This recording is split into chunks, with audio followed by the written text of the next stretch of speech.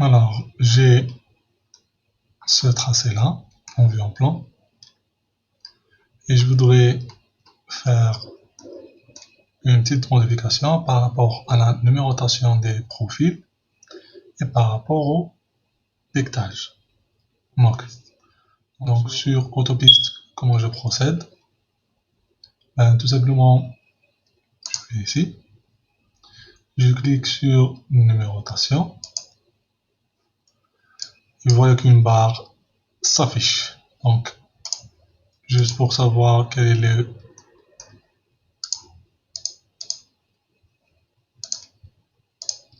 la numérotation exacte, tout simplement je vais la recopier sur ce fichier là. La voici. Ici j'ai 3557 qui va remplacer le numéro 1. Donc, j'ai dit, je viens sur renumérotation.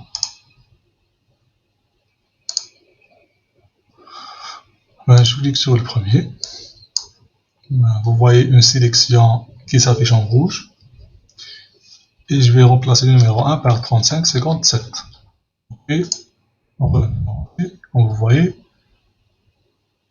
la totalité du piquetage a été modifiée. Donc, maintenant, si je voudrais faire par exemple sur ce profil-là, qui est sélectionné, je vais cliquer sur secondaire. Donc, vous voyez qu'il y a un certain décalage. La numérotation de ce profil-là va prendre une numérotation secondaire par rapport au profil précédent, et après elle va continuer le calcul des profils. Donc, pour la numérotation, j'en ai fini. Je viens sur le piquetage, donc 107 plus 715,41. Moi j'ai écrit avec un texte. La voici. Changer un petit peu les paramètres.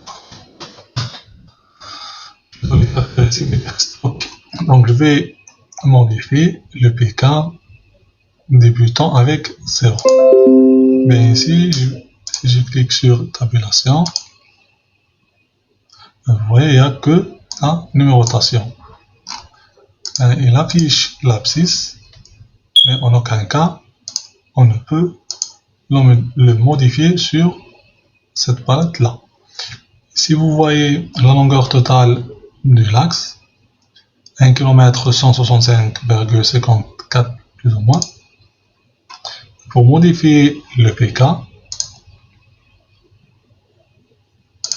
même si je viens sur le paramètre, j'ai le paramètre numéro l'abscisse. Sur l'abscisse, vous voyez afficher les abscisses et afficher au format PK+. Donc ici, j'ai le préfixe et j'ai là le suffixe qui va définir le mètre, la couleur, le marquage et la configuration. Donc certainement, c'est pas ici. Je viens sur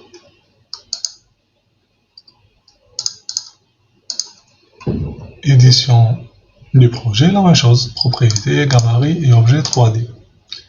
C'est pas possible.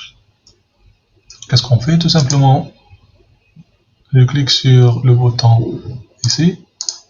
Il va m'afficher toutes les caractéristiques de l'axe en plan. J'affiche la barre d'outils. Ben, moi, je l'ai au préalable. Je clique ici et je viens sur éditer le paramétrage. Le voici. Donc ici, j'ai toutes les informations concernant la propriété de l'axe. Pour l'affichage, tout ce qui est couleur et ainsi de suite, vous voyez le jaune, le vert, par rapport à les lignes des arcs, des liaisons qui sont des clotoïdes. J'ai le marquage et j'ai les abscisses. Bien sûr, les abscisses. Je clique ici sur afficher au format PK+, pour modifier cet affichage-là. Et pour les normes, je viens ici, vous voyez qu'il y a presque la majorité des normes sur autopiste. Et pour les divers, il y a OK. Ce qui veut dire que lorsqu'on choisit une norme, si je vois le OK, donc elle est acceptée par rapport à autopiste. Je viens sur gérer les normes, les voici. Et je peux choisir le nom de la norme par rapport au référentiel. Si je viens sur tramway, bien sûr, il n'y a rien. Si je viens sur la norme 2x1, voie, vous voyez qu'il y a 110 et 90. Sur l'hectale, par exemple, un l'hectale branche 2, ainsi de suite. OK? Si je veux créer une nouvelle norme, la visualiser et la détruire, comme je peux l'exporter ou l'importer. Donc, je valide. Ça va mettre un peu de temps. Voilà. Donc, 0 plus. Pour la géométrie, comme vous voyez, j'ai une droite, un arc, une deuxième droite, un deuxième arc et une troisième droite.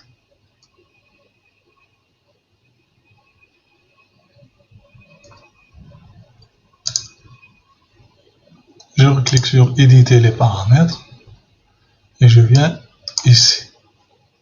Je vais remplacer la valeur 0 avec 107. 775,41, donc 715,41 mètres. Si je clique sur OK, normalement ça va modifier cette valeur-là.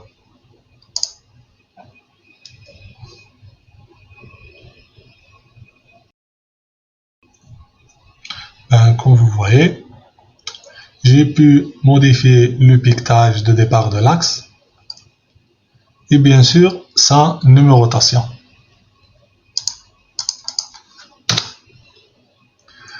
Espérons que ça a été à la hauteur de vos attentes. Bien sûr, j'ai oublié de modifier cette numérotation secondaire. Je clique OK, OK. Espérons que ça a été à la hauteur à vos attentes. Et à la prochaine vidéo.